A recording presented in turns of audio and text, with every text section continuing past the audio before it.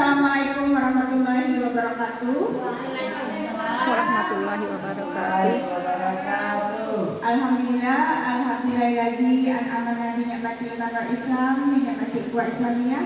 Asyhadu an la ilaha illallah wa asyhadu anna Muhammadar Rasulullah la nabiyya ba'da amma ba'du. Segala puji dan syukur kita ucapkan kehadirat Allah Subhanahu wa taala yang mana pada pagi hari ini kita telah diberikan rahmat dan hidayahnya sehingga kita bisa melaksanakan kegiatan kita yakni berbagi praktik baik dengan topik Merdeka Belajar. Kemudian tujuan yang satu yaitu memahami peran guru merdeka menurut Ki Hajar Dewantara. Ya, Bapak dan Ibu, tahukah Bapak dan Ibu apakah itu Merdeka Belajar? Merdeka Belajar adalah suatu pendekatan yang dilakukan supaya siswa bisa memilih apa yang diminatinya. Apa saja yang dipahami dalam Merdeka Belajar? Pertama, mengenali dan memahami diri sebagai pendidik. Yang kedua, kita mendidik dan mengajar. Yang ketiga, mendampingi murid dengan utuh dan menyeluruh. Yang keempat, pendidikan mengantarkan keselamatan dan kebahagiaan. Yang kelima, mendidik dan melatih kecerdasan budi pekerti. Mengenali dan memahami diri sebagai pendidik. Apa peran saya sebagai guru? Tentu kita punya peran mengantarkan peserta didik menuju mimpi dan cita-cita yang diinginkan. Kemudian lantas ingin menjadi guru seperti apa kita? Yang pertama, saya ingin menjadi guru yang mandiri.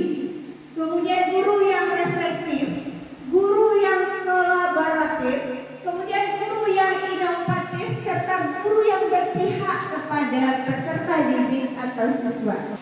Mendidik dan mengajar. Mendidik itu yang pertama, mendidik itu menyeluruh. Yang kedua, pendidikan selama 1 abad. Yang ketiga, menjadi manusia secara utuh. Mendampingi murid dengan utuh dan menyeluruh. Apapun itu mendampingi murid dengan utuh dan menyeluruh. Apakah cara mengajar kita sudah menyesuaikan dengan keadaan saat ini? Yang pertama dengan kodrat keadaan. Kodrat keadaan itu ada 2. Yang pertama kodrat alam. Yang kedua kodrat zaman.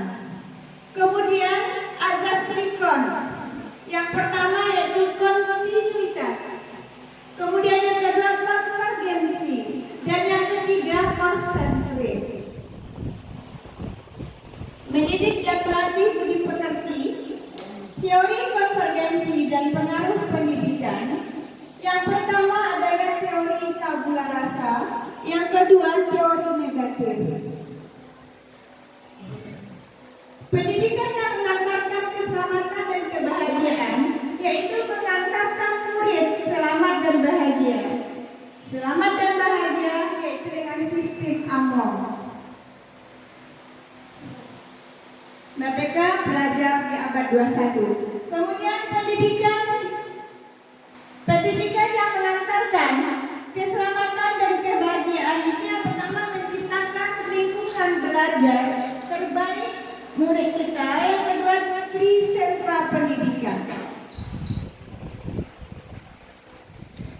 Ki Hajar Dewantara menjabarkan bahwa tujuan pendidikan itu terbagi menjadi 3 bagian. Yang pertama, membentuk budi didik yang halus, budi pekerti peserta didik kita. Yang kedua, meningkatkan kecerdasan otak peserta didik. Yang ketiga, mendapatkan kesehatan badan pada peserta didik.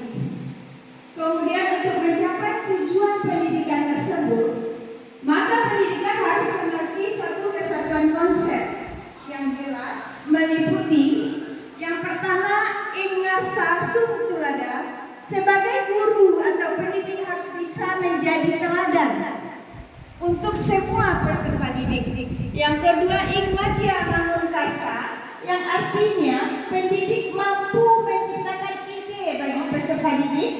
Yang ketiga tuhuri handayani, pendidik harus mampu memberikan motivasi dan arahan untuk peserta didik. Terima kasih. Itulah praktik kita pada pagi hari ini. Semoga bermanfaat. Billahi taufiq wal hidayah. Assalamualaikum warahmatullahi wabarakatuh. Waalaikumsalam warahmatullahi wabarakatuh.